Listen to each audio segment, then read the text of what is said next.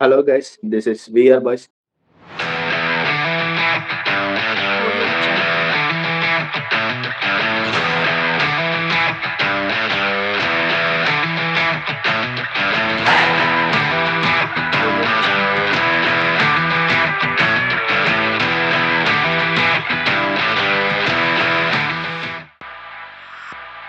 இன்னைக்கு நம்ம என்ன வீடியோ பார்க்க போறோம்னா, நெறைய பேர் கேட்ட இந்தியாவோட வேர்ல்டு கப் ஸ்குவாட் T20 தான் பார்க்க போறோம். ஓகே. குயிக்கா வந்து ஸ்குவாட் எப்படி அவங்க செலக்ட் பண்ணியிருக்காங்கன்னு பார்க்கலாம். ஓகே. இந்த ஸ்குவாட் தான் வந்து இந்தியா Guys, பிக் பண்ணியிருக்காங்க T20 வேர்ல்டு கப்க்கு. ஓகே. ஒண்ணொண்ணா நான் சொல்லிட்டே வரேன். Captain Suryakumar Yadav, vice captain Axar Patel, Abhishek Sharma, Hardik Pandya, Sanju Samson, Ishan Kishan, Tilak Varma, Shivam Dube, Rinku Singh, Jasprit Bumrah, Varun Chakravarthy, Harshdeep Singh, Kuldeep Yadav, Harshit Rana, Washington Sundar. இந்த டீமை தான் எடுத்திருக்காங்க. இந்த டீம் பத்தின உங்க கருத்துக்கள், செலக்டர்ஸ் எப்படி செலக்ட் பண்ணியிருக்காங்க? ஆனா இந்த வாட்டி தான் for the first T20 world கப்க்கு ஒரு மாற்று கருத்தை யாரும் குடுக்கல. பெரும்பாலான ஒரு இது. அதாவது கரெக்ட்டா எடுத்திருக்காங்க. அஜித் அகர்கர், கௌதம் கம்பீர் ரொம்ப ஒரு நல்ல ஒரு வேலைய பார்த்திருக்காங்க. கில்ல டீம் விட்டு தொரத்தியிருக்காங்க. ரொம்ப ஒரு நல்ல முடிவு. ஏன்னா பார்த்தீங்கன்னா, ரொம்ப நாளா கில்லையே வச்சு ஓட்டிக்கிட்டு இருந்தாங்க. எதுக்கு ஓட்டுனாங்கன்னு எனக்கே தெரியல சத்தியமா. அவங்க முதல்லயே கில்லு பதிலா வேற யாரையாச்சும் அவங்க ரீப்ளேஸ் பண்ணி இஷான் கிஷன் இருந்தா அவர விளையாட வச்சிருக்கலாம். அத அவங்க பண்ணாம திடீர்னு இந்த ஒரு மாற்றம் பண்ணியிருக்காங்க. ஆனா ஒரு நல்ல மாற்றம் தான். இப்பயாச்சும் கொஞ்சம் திருந்திருக்காங்க. ஸோ அது நம்ம சொல்லியே ஆகணும். வேற பார்த்தீங்கன்னா, இந்த வாட்டி ரொம்ப ஒரு ஸ்குவாடே வந்து அவங்க நெறைய அந்த T20 சீரிஸ்ல விளையாண்ட அதே ஸ்குவாட் தான். With changes like Shubman Gill பதிலா ஒரு இஷான் கிஷன் உள்ள வந்திருக்காரு. ஜிதேஷ் சர்மா பதிலா ஒரு ரிங்கு சிங் உள்ள வந்திருக்காரு. பேலன்ஸ்டு சைடு, செட்டிலான சைடு. உங்களுக்கு 3 நல்ல ஒரு பேசர் இருக்காங்க. 3 நல்ல ஸ்பின்னர்ஸ் இருக்காங்க. லைக் டூ லைக் ரீப்ளேஸ்மென்ட் எங்க தேவையோ இருக்காங்க. ஓவரால் ஒரு சூப்பர்ப் பிக்ஸா தான் எடுத்திருக்காங்க இந்தியா இந்த வாட்டி. ஓகே. கார்த்தி நீ சொல்லிடு. ஸ்குவாட் நல்லா எடுத்திருக்காங்க. அவர் சொன்ன மாரி இந்த வாட்டி யாருமே எதுவுமே சொல்லல. எல்லாமே பெர்ஃபெக்ட்டா பண்ணியிருக்காங்க 100% செலக்டர்ஸ் அப்படிதான் நானும் பார்க்குறேன். இன்னும் ஒரே ஒரு விஷயம் என்னன்னா, இஷான் கிஷனை சடனா டீம் உள்ள எடுத்துட்டு வந்தது தான் எனக்கு ஷாக்கிங்கா இருந்தது. ஏன்னா ஒரு சீரிஸ் கூட ட்ரை பண்ணல நடுவில் எங்கேயுமே. ஜஸ்ட் அந்த டொமஸ்டிக் பர்ஃபார்மன்ஸ் வச்சு எடுத்திருக்காங்க. அவர் நல்ல பிளேயர் தான். இருந்தாலும் நடுவில் எங்கன்னா 1-2 சீரிஸ் வந்தது. அதுலலாம் ட்ரை பண்ணிருக்கலாம். ஈவன் சவுத் ஆப்பிரிக்கா சீரீஸ்லேயே பெஸ்ட் டைம் அவர் ட்ரை பண்ணிட்டு எப்படி தான் இருப்பாரு அப்படின்ட்டு பார்க்கறதுக்கு. ஓகே, பேக்கப்பா கன்சிடர் பண்றதுனால மேபி வேணான்ட்டு யோசிச்சிருக்காங்கன்னு நினைக்கிறேன். ஆனா கில்லு தான் வந்து ஷாக்கிங் பாயிண்ட். ஏன்னா இவ்வளவு தூரம் கண்டினியூ பண்ணிட்டு கடைசி டைம்ல கழட்டி விடுறதுக்கு நீங்க அது 2 சீரீஸ்க்கு முன்னாடி கழட்டி விட்டு இஷான் கிஷனை ட்ரை பண்ணியிருந்தா உங்களோட பெஸ்ட் 11 அப்பயும் நீங்க கண்டுபிடிச்சிருக்கலாம். இவ்வளவு லேட்டா வந்து கண்டுபிடிச்சிருக்க வேண்டாம். அதான் நினைக்கிறேன். ஸ்கைக்கு லாஸ்ட் வேர்ல்டு கப் அதே மறந்துடக்கூடாது. ஸ்கைக்கு லாஸ்ட் வேர்ல்டு கப்பா இருக்கும் இது மேபி. ஃபார்மோ இல்ல அந்த அளவுக்கு. கேப்டன்சி நல்லா பண்றாரு. ஆரன் ஃபின்ச் மாதிரி லைக் ஆரன் ஃபின்ச் எப்படி 2021 ஆஸ்திரேலியாக்கு பண்ணாரோ அதே மாதிரி பேட்டிங் ஃபார்ம் இருக்காது, கேப்டன்சி மட்டும் ஒர்க் ஆகும் அந்த மாதிரி. இல்ல நம்ம நெறைய வீடியோல சொன்ன மாதிரி தான். கில்லு வந்து ரூமர் நெறைய இருக்கு. கில்லு அவரே வேணான்னு சொன்ன மாரியும் ரூமர் இருக்கு. பிளஸ் வந்து ஸ்கை வந்து எனக்கு வந்து கில்லி இப்போதைக்கு தேவையில்ல அப்படின்னு சொன்ன மாரியும் ரூமர் இருக்கு. ஏன்னா T20 ஃபார்மேட்ல அவருக்கு ரெக்கார்ட்ஸ் அந்த அளவுக்கு ரீசென்ட் டேஸ்ல இல்ல. ஓடிஐ டெஸ்ட் கன்சிடர் பண்ற அளவுக்கு. அதனால வேர்ல்டு கப் எனக்கு வேண்டான்னு சொன்ன மாரியும் ஒரு நியூஸ் ஒண்ணு போயிட்டு இருக்கு. ஓகே. நம்ம குயிக்கா வந்து இவங்களோட இது பிளேயிங் 12 நீங்க அப்படியே சொல்றீங்க. நீங்க சேட்டரா இருந்தா எந்த பிளேயிங் 12 வச்சு போவீங்க? நீங்க ஒரு கோச்சா இருந்தா. ஜிஜி நிலைமையில இருந்து யோசிச்சு பார்ப்போம். ஓகே. நான் வந்து செலக்டரா இருந்தா ஃபர்ஸ்ட் ஓப்பனிங் வந்து பார்த்தீங்கன்னா, அபிஷேக் சர்மா அண்ட் சஞ்சு சாம்சன். சஞ்சு சாம்சன் அவங்க ரொம்ப நாள் விளையாடவே வைக்காம ஓட்டிக்கிட்டு பாவம் அவர ரொம்ப அவர ஒரு நியூஸ் வந்துச்சு. அதாவது சஞ்சு சாம்சன் ஒரு இன்டர்வியூல பார்த்தீங்கன்னா, கௌதம் கம்பீர் சஞ்சு சாம்சன்ட்ட வந்து, "நீ 100 தடவ ஃபெயில் ஆனாலும் உன்னை விளையாட வச்சுக்கிட்டே இருப்பேன்" அப்படின்னு சொல்லியிருக்காரு. அந்த நம்பிக்கையிலேயே சஞ்சு சாம்சன் ஆடியிருக்காரு. ஆனா வந்து திடீர்னு ஒரு சுப்மன் கில் கொண்டு அங்க ஆட வச்சது வந்து அவருக்கே கண்டிப்பா ஒரு ஷாக்கிங்கா தான் இருந்திருக்கும். இவ்ளோ நம்மள ட்ரஸ்ட் பண்ணிட்டு இப்படி அவர் பண்றாரேன்னு இருந்திருக்கும். பட் அவருக்கு இப்போ ஒரு நியாயம் கிடைச்சிருக்கு. சஞ்சு சாம்சன் இவ்ளோ நாள் பண்ண அவரு கஷ்டப்பட்டதுக்கு T20 வேர்ல்ட் கப் ஒரு ஃப்ரண்ட் லைன் ஒரு ஓப்பனர். அவருக்கு ஒரு பேக்கப்பா பார்த்தீங்கன்னா, ஒரு 2 ஓப்பனர்ல யாருக்காச்சும் என்னமாச்சும் ஆச்சுன்னா, பேக்கப்பா யூ ஹேவ் இஷான் கிஷன். அவர ரீப்ளேஸ் பண்ணிருவாரு அந்த பொசிஷன்ல. நம்பர் 3 பார்த்தீங்கன்னா, சூரியகுமார் யாதவ் ரொம்ப நாளா ஃபார்ம்லயே இல்ல. Hope he comes back into form. அவர் பார்த்தீங்கன்னா, என்னன்னு தெரியல. மேபி இந்த கேப்டன்சி பிரஷர எக்ஸ்ட்ராவா எடுத்துக்கிறாரா? அவர் பார்த்தீங்கன்னா, எனக்கு டிப்பிக்கல் சூரியகுமார் யாதவா ரொம்ப நாளா தெரியல. அவர் ஒரு சின்ன ஒரு ஸ்டான்ஸ் ஒரு சின்ன ஒரு மிக்ஸ்அப் பண்ண மாதிரி எனக்கு தோணுது. அவர் கொஞ்சம் ரொம்ப ஒரு ஒயிட் ஸ்டான்ஸ் எடுத்து நிக்கிறாருன்னு தோணுது. அது நம்ம பார்க்கணும் அனலிஸ்ட்ஸ் எல்லாம். நம்பர் 4 திலக் வர்மா ரொம்ப நாளா இந்த பிளேஸ புடிச்சு வச்சுக்கிட்டு இருக்காரு. நம்பர் 5 நோ டவுட் சிவம் துபே. அவருக்கு ஒரு பேக்கப் ரிங்கு சிங். சிவம் துபே எப்படின்னா, அதாவது எப்படியாச்சும் 2 ஓவர் நல்லா போட்டுருவாரு. நல்லா போட்டுறாரு. நல்லா போட்டு முடிச்சிருவாரு. அப்படியே நல்லா ஓடி வருவாரு. குதிப்பாரு. ஒருவேளை குதிக்கும்போது தோணும் ஒரு 5 மீட்டர் குதிப்பாரு. ஒருவேளை ஒரு 140, 150 போடுவாரான்னு கேட்டீங்கன்னா, அந்த 5 மீட்டர் குதிரையில இல்ல ஒரு 120, 125 தான் போடுவாரு. சிவம் துபே. அவருக்கு ஒரு பேக்கப் பார்த்தீங்கன்னா ரிங்கு சிங். திடீர்னு அவரையும் எடுத்துட்டு வந்தாங்க. ஜிதேஷ் சர்மா பதிலா. அது ஒரு ஷாக்கிங் பிக். அடுத்து பார்த்தீங்கன்னா, 1 செகண்ட். அடுத்து பட்டேல். அக்ஷர் பட்டேல் வந்து ஒரு நம்பர் 7 ஸ்பாட்டுக்கு நல்ல ஒரு சூப்பரா இருப்பாரு அக்ஷர் பட்டேல். அ ஏன்னு சொல்றேன் பார்த்தீங்கன்னா, அவர வந்து நீங்க எங்கனாலும் ஆட வைக்கலாம். சப்போஸ் டக்குனு ஒரு குயிக் விக்கெட்ஸ் போயிருச்சுன்னா, ஏன்னா வந்து டாப் 2ல அந்த டெண்டன்சி அதிகமா இருக்கு. இப்ப சந்து சாம்சன் ஆகட்டும், அபிஷேக் சர்மா டக்குனு அவுட் கூட ஆகலாம். மேபி வந்து அந்த இது கூட அவங்க ஒருவேளை டக்குனு 2 விக்கெட் போயிருச்சுன்னா, மேபி நம்பர் 3, நம்பர் 4 கூட நீங்க அக்ஷர் பட்டேல் ஆட வைக்கலாம். அக்ஷர் பட்டேல் ஒரு நம்பர் 7ல ஒரு ரிலையபிளா இருப்பாரு. வேற அவர வந்து எங்கனாலும் நீங்க ஆட வச்சுக்கலாம். அடுத்து பார்த்தீங்கன்னா, நம்பர் 6ல நான் மிஸ் பண்ணிட்டேன். நம்பர் 6 ஹர்திக் பாண்டியா. இப்ப பாத்தீங்கன்னா நல்ல ஒரு ஃபார்ம்ல இருக்காரு. இப்ப இந்த விஜய் ஹசாரே மேட்ச்லாம் ஆடுனாரு. He was doing good. இப்ப நடந்த சீரிஸ்ல கூட அவர் நல்ல ஒரு நாக் ஆடிட்டு இருக்காரு. ஒரு பவுலிங் ஆப்ஷன் கண்டிப்பா 4 ஓவர் கூட போடுற கூட எபிலிட்டி இருக்கு. அடுத்து பாத்தீங்கன்னா, அடுத்த ஒரு 4 சாய்ஸ். இவங்க 2 காம்பினேஷன்ல போலாம். இப்ப பாத்தீங்கன்னா, 3 பேசர் ஆடி 1 ஸ்பின்னர் ஆடலாம். இல்லன்னா 2 பேசர் ஆடி 2 ஸ்பின்னர் ஆடலாம். நான் வந்து ஃபர்ஸ்ட் ஸ்டார்ட் பண்ணணும். முதல் 4 மேட்சஸ்க்கு பாத்தீங்கன்னா, பாகிஸ்தான், USA அந்த மாரி டீம்ஸ் தான் ஆடுறோம். நான் பாத்தீங்கன்னா, preferably I will pick Kuldeep Yadav, Varun Chakravarthy, Harshdeep Singh, Jasprit Bumrah. நான் 3 ஸ்பின்னர், 3 பேசர், ஒரு 3 பேசர் கூட கண்டிப்பா போவேன். ஏன்னா வந்து இந்த எல்லா மோஸ்ட் ஆஃப் த T20ஸ்க்கு இவங்க இப்படி போயிருக்காங்க. ஆனா வந்து ஜிஜி மாம்சோ என்ன பண்ணுவாரு, அவருக்கு தோணுச்சுன்னா, எங்கேயாச்சும் வாஷிங்டன் சுந்தர எப்படியாச்சும் எடுத்துட்டு உள்ள வர பாப்பாரு. ஒரு திலக் வர்மா நம்பர் 4ல ஆச்சரியமே படக்கூடாது. நம்ம நம்பர் 4ல வாஷிங்டன் சுந்தர் எடுத்துட்டு வருவாரு. ஓப்பனிங் அக்ஷர் பட்டேல் இறக்கி விடுவாரு. யாரும் நீங்க ஷாக்கே ஆயிராதீங்க. இந்த வருஷம் இதுவரைக்கும் இப்படிதான் இருக்கும். We have to accept it. India பாத்தீங்கன்னா ஒரு நல்ல ஒரு ஸ்டேபிள் டீமா தெரியுறாங்க. நம்பர் 7 வரைக்கும் பேட்டிங் இருக்கு. அதுக்கு அடுத்து 8, 9, 10, 11 பேட்டிங் இல்ல. ஐ ஹோப் அடுத்து அது வந்து ரொம்ப ஒரு இஷ்யூவா இருக்காதுன்னு நினைக்கிறேன் நானு. இப்ப நீங்க எக்ஸ்ட்ரா ஒரு பேச நீங்க நம்பர் 8ல ஹர்ஷித் ராணா வந்து ஓகே ஓரளவுக்கு பேட்டிங் ஆடக்கூடிய எபிலிட்டி இருக்கு. Overall decent side. வந்து அதாவது காம்பினேஷன் உடைக்க தேவையில்ல. ஒரு எக்ஸ்ட்ரா பேசர், ஒரு எக்ஸ்ட்ரா ஸ்பின்னர் கண்டிஷன்ஸ்க்கு ஏத்த மாதிரி மாத்திக்கலாம். எனக்கு என்னமோ ஹர்ஷித் ராணா எங்கன்னா சொருகிற போறாரோ ஜிஜி அப்படின்னு நினைக்கிறேன். உங்க ஸ்குவாட்ல ஹர்ஷித் ராணா இல்ல ஆக்சுவலா. ஹர்ஷித் ராணா நம்பர் 5லே வருவாருன்னு நினைக்கிறேன். வந்தா நம்பர் 5 ஹர்ஷித் ராணா. அதுக்கு அடுத்து அக்ஷர் பட்டேல் ஓப்பனிங்கா ஆடுவாரு. நீங்க பாருங்க, ஹர்ஷித் ராணா, அக்ஷர் பட்டேல் ஓப்பனிங் ஆடுறது நம்ம பார்க்க போறோம். இல்ல வாஷிங்டன் சுந்தர் கூட ஓப்பனிங் ஆடுவார். ஓகே கார்த்தி, நீ சொல்லிரு உன்னோட பிளேயிங் டோன். நான் அப்படியே என்னோட 11 அப்படியே சொல்லிடுறேன் பாருங்க. அபிஷேக் சர்மா, சஞ்சு சாம்சன் 2 பேரும் ஓப்பனிங். விக்கெட் கீப்பரா வந்து சாம்சன் இருப்பாரு. அவரோட பேக்கப்பா தான் இஷான் கிஷன் எடுத்திருக்காங்க. அது நல்ல செலெக்ஷன் என்ன பொறுத்த வரைக்கும். நம்பர் 3ல வந்து எல்லாருமே நிறைய ஒப்பீனியன் சொல்லலாம். ஸ்கை ஆட வைக்கணும் அப்படி சொல்லலாம். திலக் வர்மாவோட பெஸ்ட் எங்க நான் பாத்திருக்கேன்னா நம்பர் 3ல தான். அங்கதான் 2 ஹண்ட்ரட்ஸ் அடிச்சிருக்காரு 2020ல. அவரால் வந்து ஃபுல் இன்னிங்ஸ் ஆட முடியுது நம்பர் 3ல. லைக் விராட் கோலி எப்படி வந்து முன்னாடி ஆடிட்டு இருந்தாரோ அந்த ஸ்பாட்டுக்கு பர்ஃபெக்டான ஃபிட் திலக் வர்மா. அவரால் ஒரு 2 ஓவர் ஆஃப் ஸ்பின்னும் போட முடியும். மறந்துடக்கூடாது. ஒரு 9 ரன்ஸ் ஓவர் போட முடியும். அவரால் டீசெண்டா 10 ரன்ஸ்க்கு 100 வச்சுக்க முடியும். அந்த சுச்சுவேஷன்ல தான் வாஷிங்டன் சுந்தர கழட்டி விடுறதுக்கு இவர் நல்ல ஒரு ஆப்ஷனா இருப்பாரு. ஏன்னா இவரும் கை சுத்துவாரு, 2 ஓவர் கை சுத்துவாரு தூபே இருக்கிறதுனால. ஸோ நம்பர் 4ல வந்து ஸ்கை, இந்த பொசிஷன் மாற்றக்கூடாது. அண்ட் நம்பர் 5ல வந்து நம்பர் 4 ஸ்கை, நம்பர் 5ல தான் ஹர்திக் பாண்டியா வச்சுட்டு வருவேன். நம்பர் 6ல தூபே, நம்பர் 7 அக்ஷர் பட்டேல், குல்தீப் யாதவ் ஆடுவேன். 8ல தான் இப்ப பிரச்சனை வருது. எனக்கு என்னவோ குல்தீப்பா வாஷிங்டன் சுந்தரா எனக்கு டவுட் வருதுப்பா. இங்க இருந்து எனக்கு ஜிஜி மாம்சன் வந்து குல்தீப் ஆட வைக்க மாட்டாரு. குல்தீப்பை வந்து மெயின் மேட்சஸ்க்கு எத்தனை வர பார்ப்பாருன்னு நினைக்கிறேன். லைக் ஆஸ்திரேலியா, கொஞ்சம் வெஸ்ட் இண்டீஸ் இந்த மாதிரி டீம் எல்லாம் ஆடினாங்கன்னா, வெஸ்ட் இண்டீஸ் ஆட போறதுல எப்படியோ மோஸ்டா அவங்க வந்து ஆஸ்திரேலியா குரூப்ல தான் அவங்க ப்ரீ சீடிங் இருக்கு இப்போதைக்கு. அந்த படி பார்த்தோன்னா குல்தீப் ஏதாவது அப்பதான் எக்ஸ்போஸ் பண்ணுவாங்கன்னு நினைக்கிறேன் எனக்கு தெரிஞ்சு. வாஷிங்டன் சுந்தர் நம்பர் 8ல வருவாரு. நம்பர் 9, நம்பர் 10, நம்பர் 11 வந்து சிம்பிளா சொல்லிடலாம். பும்ரா, ஹர்ஷதீப் அண்ட் வருண் சக்கரவர்த்தி. இவங்க 3 பேரும் எல்லா மேட்சஸும் இருப்பாங்க. ஆல்ரவுண்டர்ஸான ஹர்திக், தூபே அண்ட் திலக் வர்மா இவங்கலாம் வந்து போலிங் ஆப்ஷன்ஸ்ல வருவாங்க. நம்பர் 6 வரைக்கும் போலிங் வந்துருச்சு.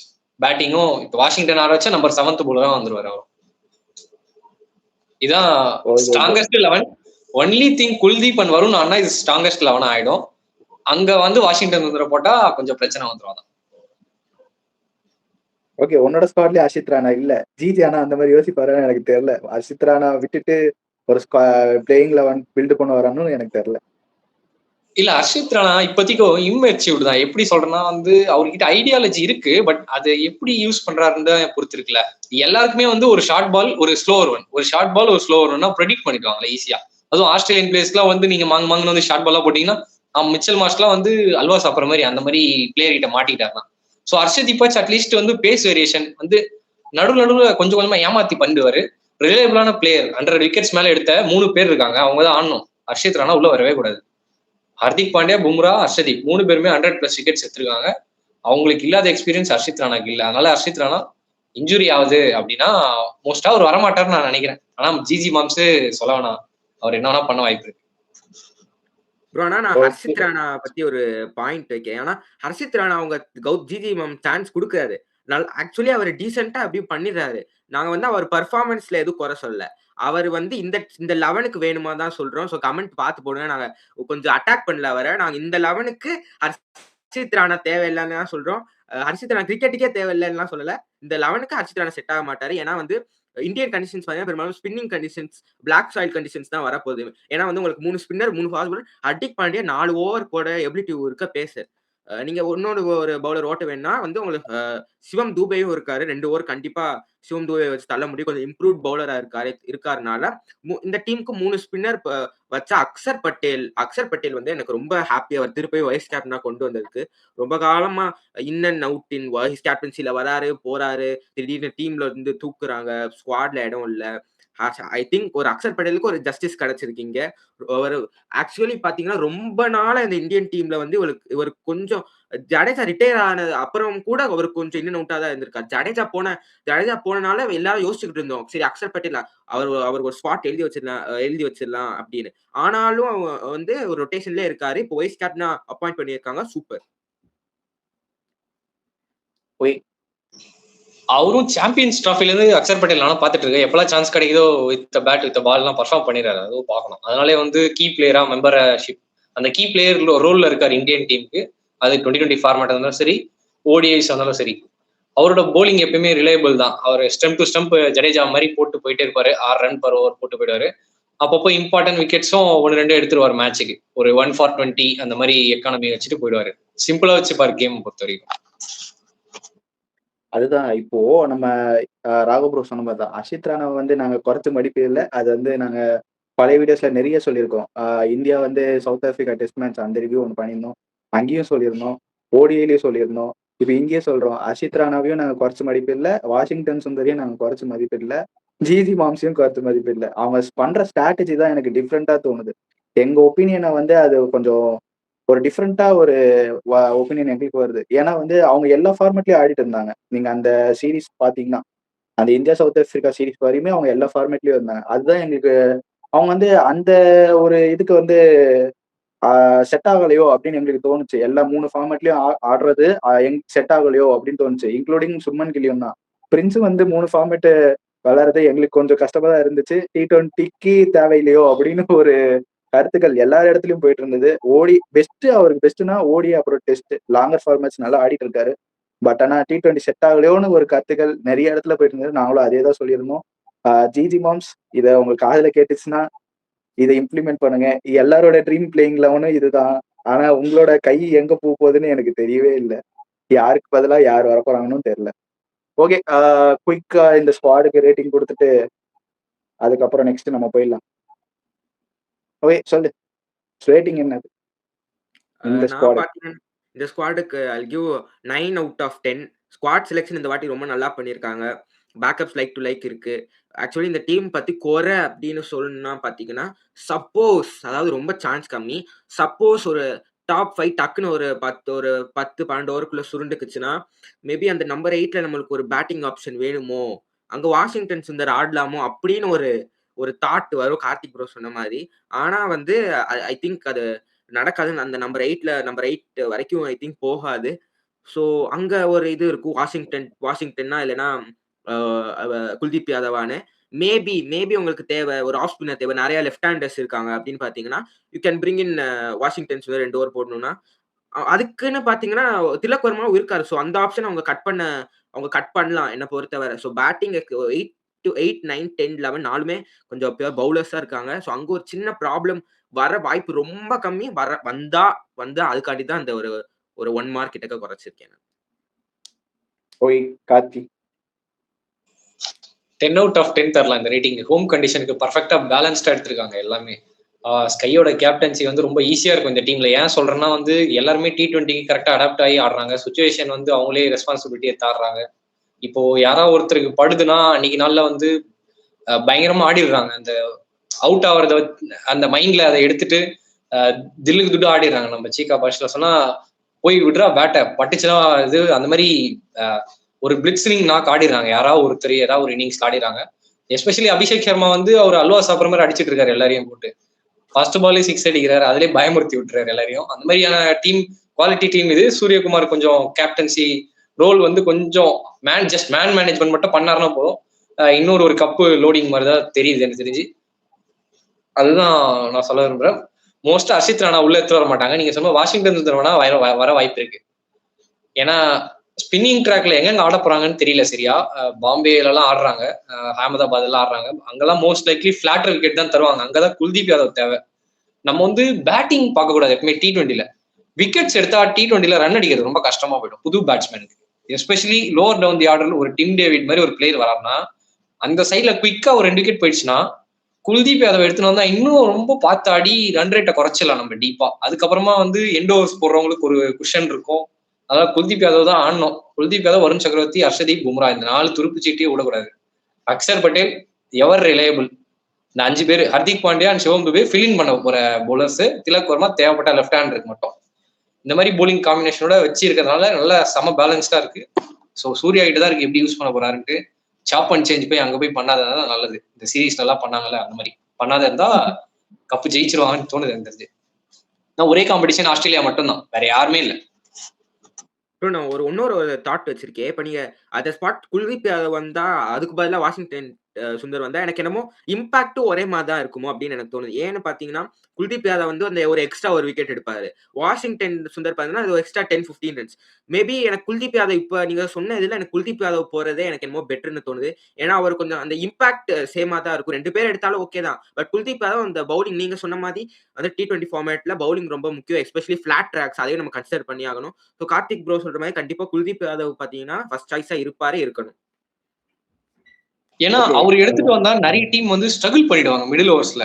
அதாவது வருண் சக்கரவர்த்தியை அடிக்க முடியாது. ஸ்ட்ரெயிட்டா வந்து ஸ்ட்ரெயிட் டவுன் த கிரவுண்ட் அடிக்கிறது ரொம்ப கஷ்டம். வருண் சக்கரவர்த்தியை மடக்கனா வந்து ஒரு கூகுளி போட்டு போல்ட் ஆயிடுவாங்க. எப்படியுமே ஸ்டப்பிங் டவுன் பண்ணி ஆடுறதுதான் ஒரே ஆப்ஷன் வருண் சக்கரவர்த்தி கிட்ட. ஸ்வீப் அடிச்சு பார்த்தா செம ஸ்பீடா போடுறதுனால கரெக்டா LBW கேண்டிடேட் ஆயிடுவாங்க நிறைய பேர் ஆடினா. அவர் அடிக்க பார்க்க மாட்டாங்க மோஸ்ட்லி. அவரை கொஞ்சம் தள்ளி தான் ஆட பார்ப்பாங்க. அப்போ குல்தீப் யாதவ் அட்வான்டேஜ் என்னன்னா அவர் நல்லா தூக்கி போட்டாருன்னா ஒரு பால் மடங்கினாங்கன்னா மேல போய் மூக்கு மேல கிளம்பிடும். ஏதோ ஒரு பிக் விக்கெட்ஸ் எல்லா மேட்சும் எடுத்துருவாரு குல்தீப் யாதவ். அவர் போலிங்ல இம்பாக்ட் எடுத்துட்டு வந்துனே இருப்பாரு. பிளேயர் லைக் டிம் டேவிட், அதுக்கப்புறம் பாத்தீங்கன்னா சவுத் ஆப்பிரிக்கால இருக்க பிரிவிஸ், ஸ்டப்ஸ் இந்த மாதிரி பிளேயர்ஸ் எல்லாம் குல்தீப் யாதவ் ஸ்ட்ரெயிட்டாவே எடுத்துன்னு வந்தீங்கன்னா அவங்களும் கொஞ்சம் பயப்படுவாங்க. போலாமா அடிக்கலாமா அந்த ஒரு ஈகர்னஸ் இருந்துட்டே இருக்கும். ஒரு நம்ம இருக்கும் அவங்களுக்கு சிக்ஸ் அடிச்சிடலாம் இவர் தான் அடிக்க முடியும்ட்டு. அப்போ கொத்தா விக்கெட் விட்டுருவாங்க. அதுதான் இந்தியா கிட்ட துருப்பிச்சிட்டு. அதான் சொல்றேனே, பும்ரா ஒரு துருப்பிச்சிட்டு, வருண் சக்கரவர்த்தி துருப்பிச்சிட்டு, குல்தீப்பும் ஒரு சீட் கோடு, 3 சீட் கோடு வச்சிருக்காங்க. இதை வந்து அந்த 12 ஓவரை எப்படி யூஸ் பண்றாங்க பொறுத்துதான் இதுவே இருக்கு. ஆனா ஹர்ஷதீப்பை மட்டும் மறந்துடாதீங்க. அவரு தான் வந்து வைட்டல் ரோலா இருப்பாரு 2024 வேர்ல்டு கப்ல. அந்த 19th ஓவர் வந்து இப்ப கூட யாரும் மறந்துட்டு இருப்பீங்க நிறைய பேரு. ஒரு 2 ரன் ஓவர் போட்டாரு. அதுதான் ஹார்திக் பாண்டியாவுக்கு ஒரு குஷன் கொடுத்தது. அங்க 10 ரன் போயிருந்ததுன்னா சூரியகுமார் மேபி அந்த கேட்ச கூட பிடிச்சிருப்பாரான்னு எனக்கு டவுட்டா தான். ரிலேட்டபிள் தான். பார்க்கலாம். அர்ஷதீப் சிங்கை யூஸ் பண்றாங்களான்னு பார்க்கலாம். அசித் ராணாவை யூஸ் பண்ணக்கூடாதுன்னு நம்ம சொல்றோம். ஜிஜி மாம்ஸ் அதை ட்ரை பண்ணி பார்ப்பாரான்னு தெரியல. அதே மாதிரி நீங்க சொன்னீங்க வாஷிங்டன் சுந்தர் கண்டிஷனுக்கு ஏற்ற மாதிரி ஆடணும். குல்தீப் யாதவ் தான் மோஸ்டா டீம்ல இருக்கணும். பட் ஆனா வந்து அவங்க 2 பேரும் ஆடினா யார வந்து அவங்க சாக்ரிஃபைஸ் பண்ற மாதிரி இருக்கும்? அதுதான் என்னோட கேள்வி. வருண் சக்கரவர்த்தி கன்ஃபார்ம் கிடையாது. வேற யார்? யார சாக்ரிஃபைஸ் பண்ணுவாங்க? மேபி ஒரு தூபே யாருமே பண்ணக்கூடாது ஃபர்ஸ்ட். அவங்க பண்ணா ஜிஜி வந்து அவர் பண்ணக்கூடிய ஆளு தான். நம்ம அதான் ஷாக் ஆகக்கூடாது. ஸோ இது வந்து ஃபர்ஸ்ட் பாத்தீங்கன்னா முதல்ல மேபி சிவம் தூபே பண்ணலைன்னா வந்து அதுக்கு அதிக சான்ஸ் இருக்குன்னு என்னோட ஒரு கண்டிஷன் படி மேபி சிவம் தூபே, வாஷிங்டன் கண்டிப்பா எனக்கு என்னமோ தோணுது. இந்த வாட்டி வந்து ஜிஜி மாம்ஸ் ஒரு தப்பு பண்ண மாட்டாரு. ஏன்னா வந்து ரொம்ப அடி வாங்கிட்டாரு. ரொம்ப ஸ்டேடியம்லயே போய் தூக்கி போடுறாங்க, பேப்பர தூக்கி போடுறாங்க, அத தூக்கி போடுறாங்க. ஒரு ஒரு இது வேற பார்த்தேன். சாண்டிங்லயே கொஞ்சம் பாவம் மத்த பிளேயர்ஸும் கோவமாகுறாங்க. எனக்கு என்னமோ ஜிஜி மாம்ஸ் ரொம்ப நாளா திருந்திக்கிட்டு வராரு. ஐ திங்க் அவரு வாஷிங்டன் உள்ள வரணும்னா யாருமே சாக்ரிஃபைஸ் பண்ணக்கூடாது. ஏன்னா காம்பினேஷன் உடைஞ்சிரும். பண்ணா மேபி சிவம் துபே பண்ணுவாரு. மத்தபடி அதெல்லாம் பண்ணக்கூடாது. ஸோ இதுதான். ஓகே கார்த்தி, நீ சொல்லு, யார சாக்ரிஃபைஸ் பண்ணுவாங்க? இல்ல வாஷிங்டன் சுந்தர உள்ள எடுத்துட்டு வரதுக்கு அவசியமே வேண்டாம்னு தான் நான் சொல்றேன். ஏன்னா அவர் வந்தா என்ன பவர் பிளேல போலிங் போடுவாரா? உங்களுக்கு பவர் பிளேல போலிங் போறதுக்கு தான் வந்து சிவம் துபேலாம் ஒரு ஓவர் தள்ளுறாங்க. இப்ப நானும் பாத்துருக்கேன், நிறைய மேட்ச் பார்த்தது. ஈவன் ஹார்திக் பாண்டியாவே நியூ பால் எடுக்கலாமே. ஒரு ஓவர் போட்டா போதுமே பவர் பிளேல. ஹர்ஷதீப்பும் பும்ராவும் 2 போட்டுருவாங்க. சரி, பும்ரா வந்து 1 போடுவாருன்னு வச்சுக்கோங்க. ஹர்ஷதீப் வந்து ஒரு 2. வருண் சக்கரவர்த்தி கன்ஃபார்மா ஒரு 4th ஓவர் கன்ஃபார்மா வந்துடுறாரு சூர்யாவோட பேட்டர்ன் படி. 5th ஓவர் அக்ஷர் பட்டேல் கன்ஃபார்மா வந்துருவாரு. அந்த 6th over Hardik Pandya use பண்ணிக்கலாமே. இந்த மாதிரி போனா கரெக்டா இருக்கும். ஏன்னா ஃபர்ஸ்ட் ஓவர் வந்து ஹர்ஷதீப் போட்டுருவாரு, 2nd over Bumrah, 3rd over Harshdeep போட்டுருவாரு, 4th வந்து வருண் சக்கரவர்த்தி வந்துருவாரு. அந்த ஓவர் சான்ஸ் எடுக்க மாட்டாங்க. அக்ஷர் பட்டேல் அடிக்க பார்ப்பாங்க, விக்கெட் வர வாய்ப்பு இருக்கும். ஹர்திக் பாண்டியாவும் சான்ஸ் எடுப்பாங்க, அங்கேயும் விக்கெட் வர வாய்ப்பு இருக்கு. 7th ஓவர்ல இருந்து குல்தீப் வந்தாருன்னா அங்க இருந்து அவங்களை அப்படியே ஒரு மாதிரி செக்லயே வைக்கலாம். அந்த மிடில் ஆர்டர் பேட்டர் எல்லாருமே செக்லயே வைக்கலாம் 15th ஓவர் வரைக்கும். அவரை ஹோல்டு கூட பண்ணி வைக்கலாம். இம்பார்ட்டன்ட் பிளேயர் யாராவது அந்த டீம்ல இருக்காங்க, இவங்களை எடுத்தா மேட்ச் ஜெயிக்கலாம் அப்படின்ட்டு சூர்யா ஹோல்டு பண்ணி வச்சுட்டு அதுக்கப்புறம் எடுத்துட்டு வந்து யூஸ் பண்ண கூட வாய்ப்பு இருக்கு. ஓகே, நீங்க சொல்ற அந்த பிளேயிங் 11 வந்து சாட்டிஸ்ஃபையிங்கா இருக்கு. பட் ஆனா ஜிஜி மாம்ஸ் வந்து லீக் மேட்சஸ்ல ஏதாவது சொதப்பி விட்டுருவாரோ அப்படின்னு எனக்கு தோணுது. நீங்க சொல்றது வந்து அந்த சூப்பர் 16 சூப்பர் 8 அதுல வரும்னு நினைக்கிறேன். நீங்க சொல்ற ஸ்குவாட் ஃபர்ஸ்ட் ரவுண்ட் எனக்கு தெரிஞ்சு ரொம்ப ஈஸி இந்தியாவோட மேட்சஸ். அது நான் இப்ப சொல்றேன் அந்த இந்தியாவோட மேட்சஸ் என்னன்னு. மோஸ்ட்லி இந்தியாவுக்கு ஈஸியா தான் இருக்கு. ஃபர்ஸ்ட் ரவுண்ட் இல்ல, ஃபைனலே ஈஸியா தான் இருக்கும்னு நினைக்கிறேன் எனக்கு தெரிஞ்சு. மோஸ்ட்லா எங்கேயா ஒரு இடத்துல மாட்டுவாங்கன்னா அவர் சொன்ன மாதிரி ஒரு 5 விக்கெட்ஸ் போயிடுது 10 ஓவருக்குள்ள, அப்ப அங்கதான் பிரச்சனை வரும். ஏன்னா அங்கதான் ஒரு 20-30 ரன்ஸ் அடிக்கிறதுக்கு ஆள் இருக்காது. ஆனா அப்படி பார்த்து கூட நான் யோசிச்சு பார்த்தேன், யாராவது ஒருத்தர் ரெஸ்பான்சிபிலிட்டி எடுத்து ஆடிறாங்களே. இதர் ஹார்திக் பாண்டியா ஆடிறாரு, இல்ல அக்ஷர் பட்டேல் ஒரு 2 பால் ஆடி எப்படியோ அந்த 180 மார்க்கை தாண்டிடுறாங்க. இந்தியா எல்லா மேட்ச்லயும் பாக்குறேன். ஏன் அதை தாண்டுறாங்கன்னா அபிஷேக் சர்மா தான். அவர் வந்து ஒரு 12 பால்ஸ்ல ஒரு 40-15 அடிச்சிடுறாரு. அந்த ஒரு குஷன் வந்து மிடில் ஆர்டர் பிளேஸ்க்கு இருக்கிறதுனால கொஞ்சம் ஒரு 4 பால் 5 பால் டைம் எடுத்து ஆடலாம். ஈவன் சூர்யா கூட ஒரு 20 பால் டைம் எடுத்தே ஆடலாம்னு நினைக்கிறேன் நான். அவர் ரெஸ்பான்சிபிலிட்டி எடுத்தாங்கன்னா அந்த நம்பர் 8ல ஒரு பேட்டர் தேவைப்படாது. நான் அப்படிதான் பாக்குறேன். ஏன்னா ஸ்பின்னர்ஸ் அவர் ட்ராக்கிள் பண்ணிடுவாரு. நான் இந்தியாவோட மேட்சஸ் மட்டும் சொல்றேன். அந்த ஃபர்ஸ்ட் ரவுண்ட் எப்படி இருக்கும்னு நீங்க சொல்லுங்க. நீ சொல்றபடி பார்த்தா ஸ்கை வந்து ஃபார்முக்கு வந்தே ஆகணும். ஓகே, கரெக்ட்டா? அப்சல்யூட்லி. ஃபார்முக்கு கூட வர வேணாம், ஜஸ்ட் ஷீட் ஆங்கர் ரோல் விளையாண்டா போதும். அப்படியே அவர் அந்த ஹோல்டிங் ரோல் ஆடினா போதும். ஏன்னா திலக் வர்மாவால அடிக்க முடியும், அபிஷேகால அடிக்க முடியும், சஞ்சுலாம் வந்து பட்டாசு மாதிரி அடிக்க ஸ்டார்ட் பண்ணாருன்னா வாய்ப்பு இல்லை. ஏன்னா சின்ன டீம்ஸ் தான் ஆடுறாங்க ஸ்டார்டிங் எல்லாருமே. அந்த சூப்பர் 8s வந்தாதான் அங்கதான் டோர்னமெண்டே ஸ்டார்ட் ஆகுது. நம்ம முன்னாடியே பேசியிருந்ததை பத்தி. ப்ரோ இப்பதான் ஒரு கேள்வி நம்மளுக்கு எல்லாம் வரும். இப்ப பாத்தீங்கன்னா ஒரு எப்படி அவங்க மேபி போடலாம்னா ஒரு 2 பெரிய டீம்ஸ் ஒரு சின்ன டீம் அந்த மாதிரி போடலாமோ தோணுது. ஏன்னா பாத்தீங்கன்னா இந்தியா எல்லாருமே சின்ன டீம் தான் ஆடுவாங்க. இப்ப கண்டிப்பா அவங்க மேட்ச் போய் விளையாட தேவையில்ல. ஃபைனல் அந்த சூப்பர் 8ஸ்ல இடம் போடல. உண்மை என்ன பொறுத்தவரை ஃபைனல்லே அவங்களுக்கு ஒரு பொசிஷன் ஹோல்ட் பண்ணி வச்சிடலாம். ஏன்னா டீம் அவ்வளவு ஸ்ட்ராங்கா இருக்கு. நீங்க இந்தியாவை போய் இந்த மாதிரி ஒரு அசோசியேட் நேஷன்ஸ் கூட கம்பீட் பண்ணி விடுறீங்கன்னா அது ரொம்ப ஒரு கன்சர்னிங்கான மேட்டரா பார்க்கணும். அவங்க எப்படி அவங்க ஸ்குவாடை போடுறாங்க. இல்ல இந்தியா மட்டும் இல்ல, ஆஸ்திரேலியாவும் அந்த மாதிரி அசோசியேட் நேஷன் கூட விளையாடுறாங்க. இல்ல ஆக்சுவலி எல்லா டீமே அப்படிதான் ஆடுறாங்க. நீங்க சொன்ன பேட்டர்ன் தான் எல்லா டீமுக்குமே. எப்படின்னா 2 பெரிய டீம் கொஞ்சம் 2-3 அசோசியேட் நேஷன் வராங்க எல்லா குரூப்லயுமே. இப்ப நான் குரூப் ஏ சொல்றேன் பார்த்துலாம். ஒரு வாட்டி அப்படி நான் படிச்சிடுறேன், அதை வச்சு எப்படி இருக்குன்னு சொல்லுங்க. குரூப் ஏல பாத்தீங்கன்னா நம்பீபியா, நெதர்லாண்ட்ஸ், USA 3 அசோசியேட் நேஷன் இருக்காங்களா. பாகிஸ்தான் நம்பர் 4ல வராங்க. இப்பயே தெரியும் உங்களுக்கு, பாகிஸ்தான் வந்து நம்ம இந்தியா கிட்ட தோத்துட்டு 3 பேரை நாம அடிச்சிருவானுங்கன்ட்டு. USA அவங்கள நாம அடிக்க கூட வாய்ப்பு இருக்கு. போன வாட்டி நாம ஆனாங்க. ஏன்னா நல்லா ஞாபகம் இருக்கு, ஜெயிக்க வேண்டிய 158 தடவி ஆடிட்டு இருந்தாங்க. ஸோ இதுல பாத்தீங்கன்னா இந்தியாவுக்கு வந்து 4மே ஈஸி மேட்சஸ் தான். பாகிஸ்தான், யூஎஸ்ஏ, நமீபியா, நெதர்லாண்ட்ஸ் எல்லாமே ஈஸியஸ்ட் மேட்சஸ் தான். இங்க எந்த பிரச்சனையுமே இருக்காது. சூப்பர் 8ல தான் கொஞ்சம் டெஸ்ட் ஆவாங்க. ஃபைனல்ஸ்ல தான் அவங்களோட ப்ரெஷர் எப்படி ஹேண்டில் பண்றாங்கன்னு தெரிய வரும். நம்பர் குரூப் பி படிக்கிறேன், அது கேளுங்களேன். குரூப் பில கூட ரெண்டு பெரிய டீம் தான் இருக்கு. Sri Lanka, Australia, Zimbabwe, Ireland, Oman. So இதுலயும் வந்து அந்த 3 ஃபர்ஸ்ட் ரவுண்ட் வந்து கொஞ்சம் இன்ட்ரெஸ்ட்ல தான் போகும். வேர்ல்டு கப் பாக்குற வியூவர்ஸ் வந்து உங்களுக்கு புரியும்னு நினைக்கிறேன் நான் என்ன சொல்றேன்ட்டு. சூப்பர் 8ஸ்ல தான் கேமே ஸ்டார்ட் ஆகுது. ஸ்ட்ரெயிட்டா சூப்பர் 8 நடத்திடலாம்னு தோணுது எனக்கு தெரிஞ்சு. எதுக்கு இதை வைக்கிறாங்கன்னு தான் தெரியல. ரைட். நெக்ஸ்ட் என்ன குரூப் சி கருத்து? இருக்கு. குரூப் சி சொல்லிடுறேன். குரூப் சில பாத்தீங்கன்னா இங்க வந்து கொஞ்சம் ட்ரிக்கியா வச்சிருக்காங்க. இங்க எப்படின்னா Italy, Nepal 2 associate nation, west Indies, England and Bangladesh 3 test playing nation ஆடுறாங்க. இந்த குரூப் மேபி இன்ட்ரெஸ்டிங்கா இருக்கு பார்க்க. எப்படி இருக்குன்னு பார்க்கணும். குரூப் டில பாத்தீங்கன்னா அதுலயும் வந்து குரூப் ஆஃப் டெத் மாதிரி இருக்கு. எப்படி இருக்குன்னா Afghanistan, New Zealand, south Africa.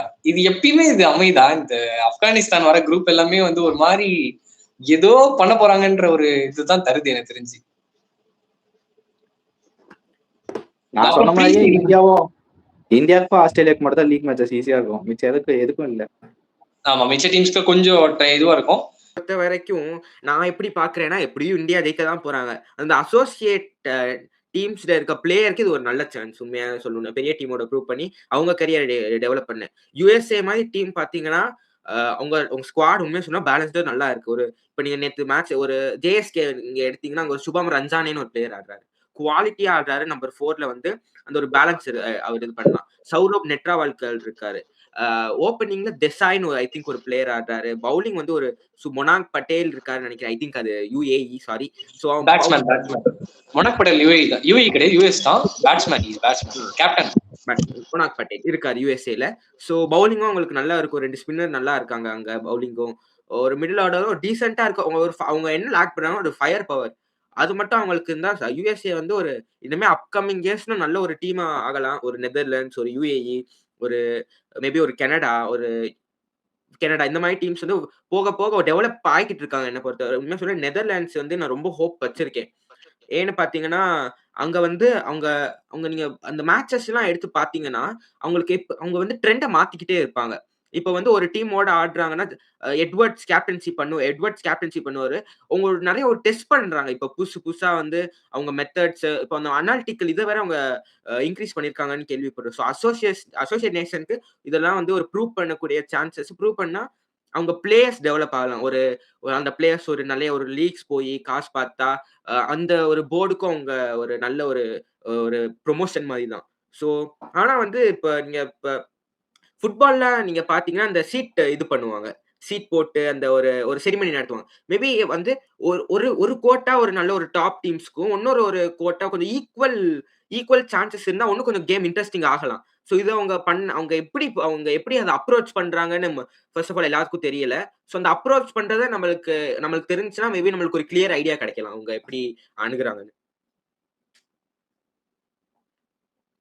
Okay. அடுத்து குரூப்ஸை வந்து மூணா பிரிச்சுட்டு 3 பெரிய டீம் 2 அசோசியேட் டீமா வச்சனா கொஞ்சம் இன்ட்ரெஸ்டிங்கா இருக்கும். ஏன்னா 3 பெரிய டீம் இருக்கும்போது 3 டெஸ்ட் பிளேயிங் நேஷன் இருக்கும்போது அந்த செகண்ட் ஸ்பாட்டுக்கு வந்து ஒரு 2 டீமுக்குள்ள எப்பயுமே ஃபைட் இருக்கும். எல்லாம் அந்த மேட்ச் எல்லாம் நெட் ரன் ரேட்க்கு பார்த்து ஆடுவாங்க, கொஞ்சம் சுவாரஸ்யமா ஆடுவாங்க. கேம் வந்து இன்டென்ஸா போகும், சூப்பர் ஓவர்லாம் வர வாய்ப்பு இருக்கு. இப்ப எப்படி இருக்குன்னா பாகிஸ்தான் வந்து அழகா இந்தியா கிட்ட வந்து சலாம் பண்ணிட்டு அப்படியே போயிட்டு யூஎஸ்ஏ இருக்காங்க, நெதர்லாண்ட்ஸ் இருக்காங்க, இவங்களை வந்து எப்படியோ ஜெயிச்சிருவாங்க. அதாவது ஃபாஸ்டா போடாத ஃபஹீம் அஷ்ரஃப் நீ பாத்துருப்ப நினைக்கிற ஏசியா கப்ல அவர் ஸ்பீடே வந்து ஷிவம் துபேவோட கம்மி தான்.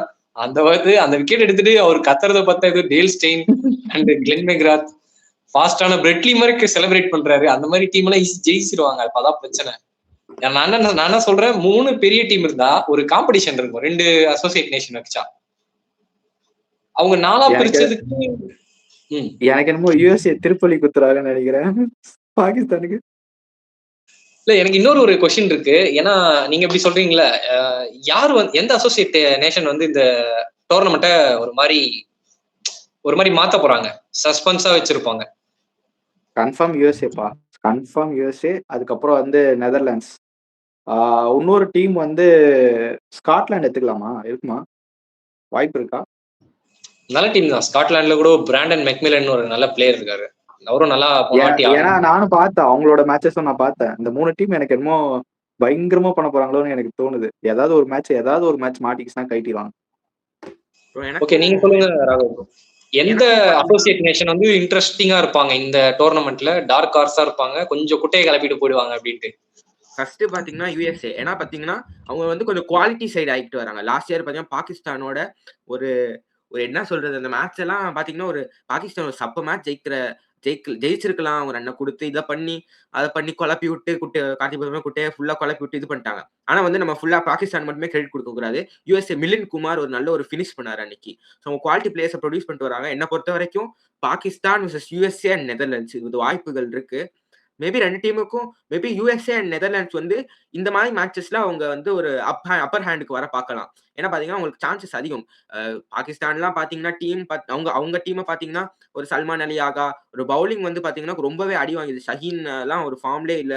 பாபர் ரிஸ்வான்லாம் அவங்க அப்படியே தூக்கிட்டாங்க. பாபர் ரிஸ்வான் எல்லாம் இப்ப கொஞ்சம் சயம் அயூப் ஒரு யங் சைடோட போறாங்க. ஒரு மாதிரி அந்த மிடில்ல திருப்பியும் என்ன பண்ண போறாங்கன்னு தெரியல. மேபி இதுதான் வந்து உங்களுக்கு ஒரு right time to come up show there power தான் எனக்கு என்னமோ தோணுது. இந்த டைம் அவங்க நல்ல ஒரு கேபிட்டலைஸ் பண்ணாங்கன்னா மேபி கிரிக்கெட்ல அப்கமிங் இயர்ஸ்ல வந்து அவங்களும் டெஸ்ட் பிளேயிங் நேஷன்ஸ் ஆகலாம்.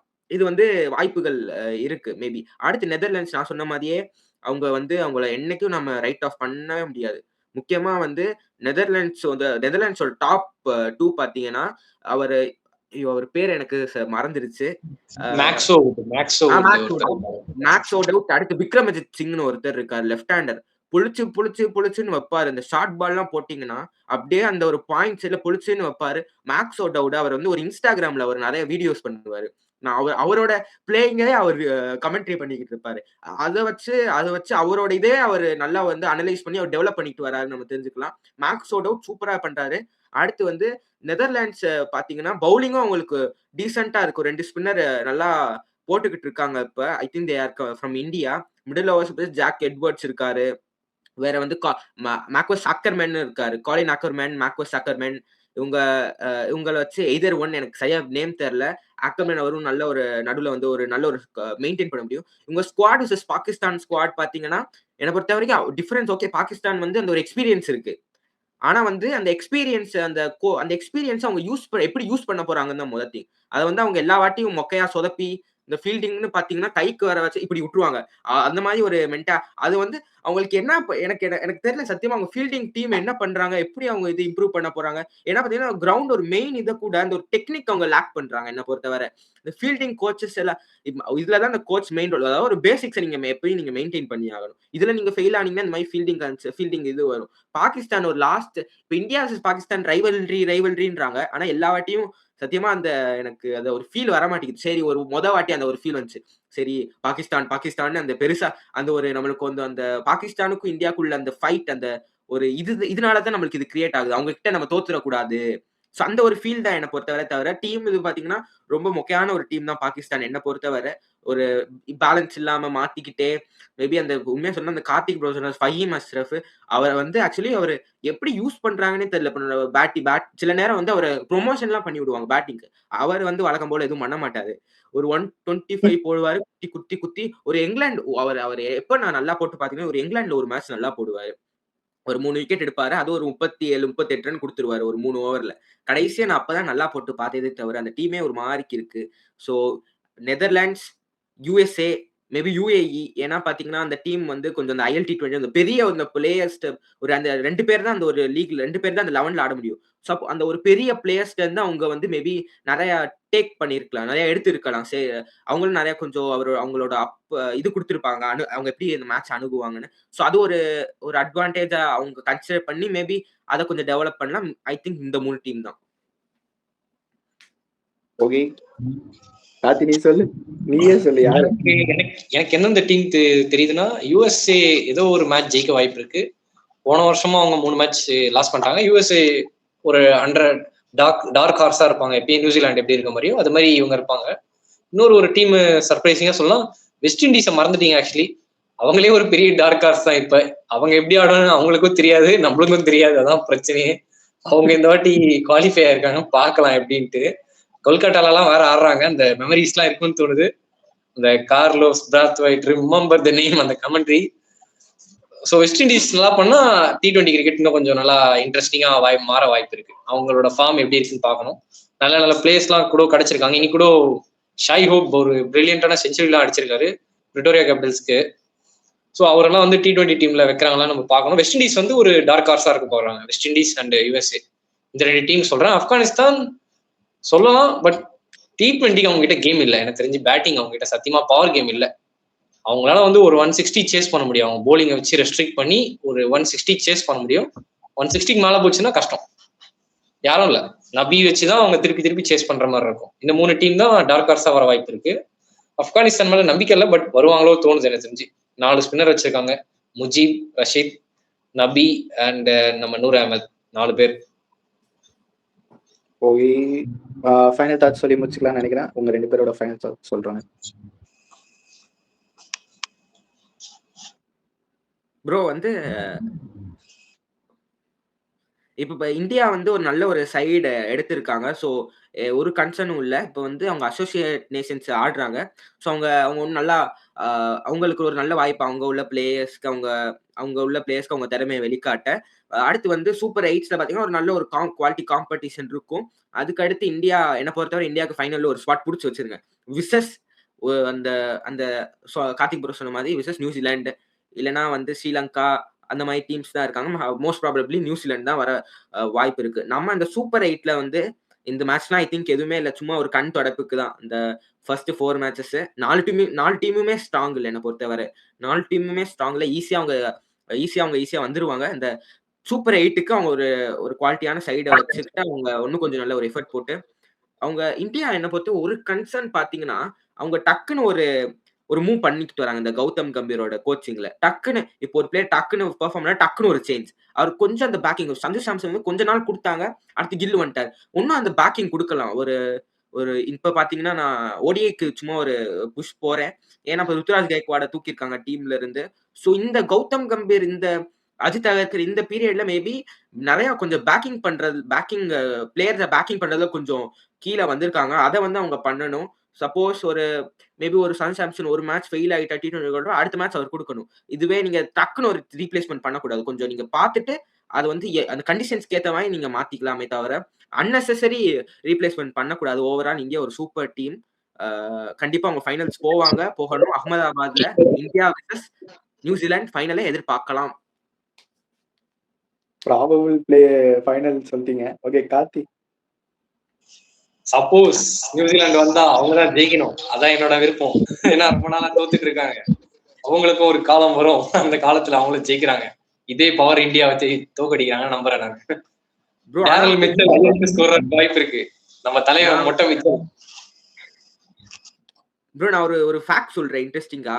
ஆக்சுவலி நியூசிலாந்து வந்து போன 2024ல எந்த T20 வேர்ல்டு கப் டீம் ஆடுறோம் அதே டீமோட வந்திருக்காங்க. இந்த ரிட்டையர்ட் ஆன பிளேயர்ஸ்க்கு மட்டும் தான் ரீப்ளேஸ்மெண்ட் எடுத்திருக்காங்களே தவிர மோஸ்ட் ப்ராபபிலி அதே டீம் ஒரு கேன் வில்லியம்ஸ், டிம் சேஃபர்ட் வந்திருக்காரு உள்ள, ஒரு பவுலிங்ல ஒரு ஜேக்கப் டஃபி உள்ள வந்திருக்காரு, ஆடம் மில் உள்ள. இது தவிர அவங்க சேஞ்சஸ் பண்ணல.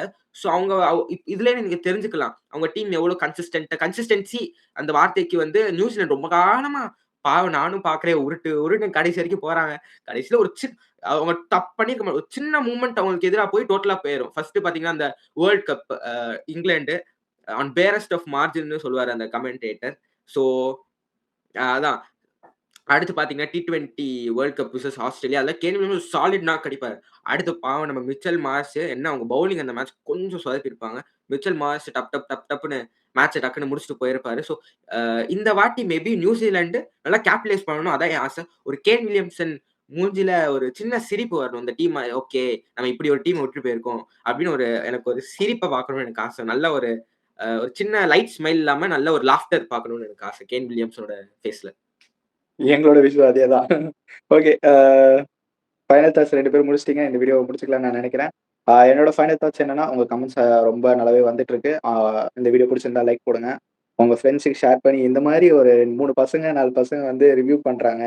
இந்தியா ஸ்குவாடையும் பிளேயிங் ஐபிஎல் பிளேயிங் 11ஐயும் ரிவ்யூ பண்ணிக்கிட்டு இருக்காங்க அப்படின்னு நீங்க ஒரு ஷேர் பண்ணீங்கனாலே போதும். நாங்க கொஞ்சம் இன்ட்ரெஸ்டிங்கான விஷயங்கள்லாம் எடுத்துட்டு வந்துகிட்டே இருக்கோம் கம்மிங் டேஸ்ல. நீங்க பண்ணீங்கன்னா எங்களுக்கு கொஞ்சம் மோட்டிவேஷனலா இருக்கும்னு நாங்க நினைக்கிறோம். ஓகே. இந்த வீடியோ இதோட முடிச்சுக்கலாம். Bye guys.